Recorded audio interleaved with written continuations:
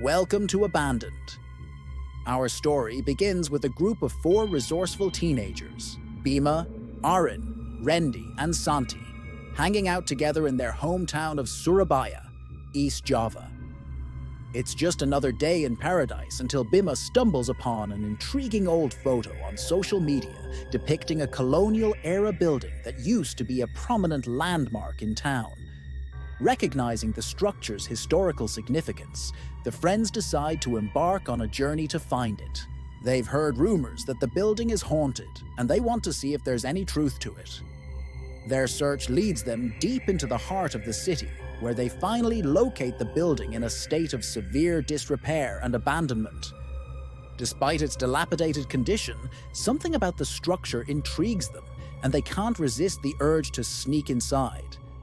However, they soon discover that the heavy steel door has been locked from the outside, trapping them inside the decaying structure. With no way out in sight, the teenagers find themselves utterly alone inside this crumbling labyrinth. As night falls, their situation becomes increasingly desperate. They only have their everyday carry items with them, a smartphone with less than 20% battery remaining, a small flashlight, and a rusty pocket knife. With these limited resources, they must now brave the darkness of the building and try to find a way out before dawn breaks. But their biggest fear isn't being trapped forever within its walls. Instead, it's the chilling tales of the building's haunting that truly frightens them.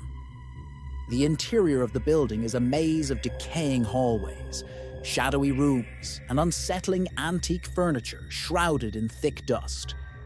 Every creak and groan of the old structure sends shivers down their spines. As they venture deeper into the building, they begin to notice eerie, subtle details that suggest it was once a place of grandeur and elegance. But now it's all but forgotten and possibly cursed. Heavy, dust-filled the atmosphere and visible cobwebs give the impression that no one has set foot here for many years. With their meager resources, they must now rely on their wits and courage to survive the night and hopefully find a way out before it's too late. They move through the rooms, each more unsettling than the last, with the constant feeling of being watched. Whispers seem to echo their every move, though they can't quite make out what's being said. Doors close on their own, and the sound of their own breathing seems amplified in the heavy silence. Determined to escape, the friends split up to cover more ground, promising to stay close and stick together. Bima grabs his pocket knife for protection and keeps his phone close by in case they find an exit. The building seems to twist and turn on itself, with identical hallways leading to the same dead ends. They find remnants of the building's former grandeur, such as a ballroom with a chipped and cracked marble floor, a library with rotting wooden shelves, and a dining room with a long, dusty table. These glimpses into the past only add to the mystery and intrigue of the building's history and purpose. Throughout their exploration, the friends are plagued by unsettling visions that test their courage and sanity. Strange apparitions appear at the edge of their vision, and disembodied voices whisper their names. The line between reality and nightmare blurs as their fears manifest in terrifying ways. Santi, usually the most level-headed of the group, begins to panic when she believes she sees the ghost of a woman in a long, flowing dress standing at the end of a hallway. When she turns to her friends to share her experience, they don't see the apparition, and she starts to question her own sanity. Despite their mounting fears, the friends press on, determined to find a way out of the building. They climb creaky staircases and venture into attics filled with cobwebs and decaying furniture, all the while keeping a sharp lookout for any sign of danger or a potential escape route. They discover a hidden passageway behind a bookshelf, which they hope will lead them to an exit. However, they soon realize that it's merely a tunnel leading to a cesspool filled with stagnant water and debris. Disheartened but not defeated, they continue their search, determined to find a way out before it's too late. They find a locked door and Rendi tries to pick the lock with the rusty pocket knife. Meanwhile, Bima shines his flashlight around the room, trying to find another way out.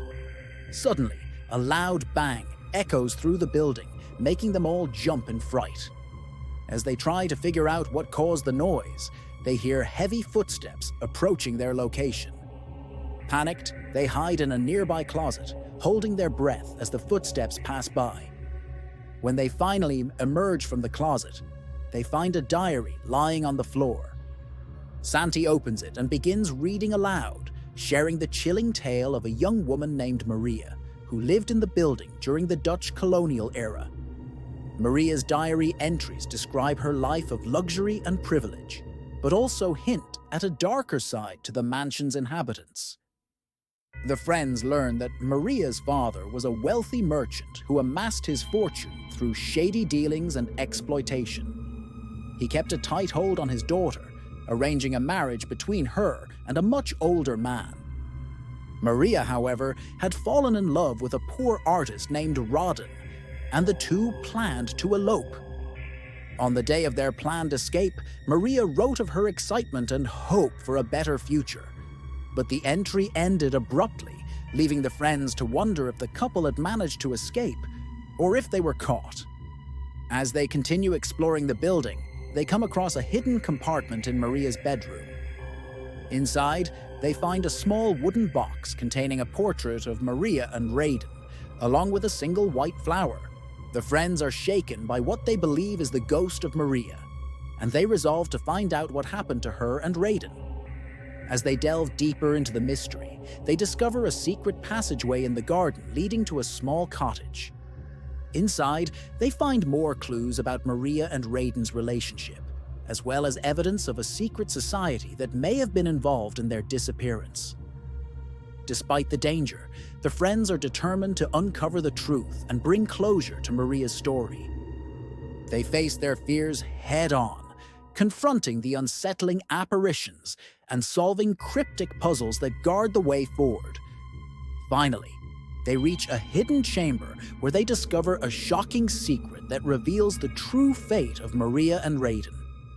The friends are horrified to learn that Maria's father had her secretly buried alive in the basement after discovering her relationship with Raiden. He had intended to keep her there forever, believing that it was the only way to protect his daughter's reputation. Overwhelmed with emotion, the friends vow to free Maria's spirit and put her to rest. They perform a ritual using the white flower from the hidden box, and suddenly the room begins to shake.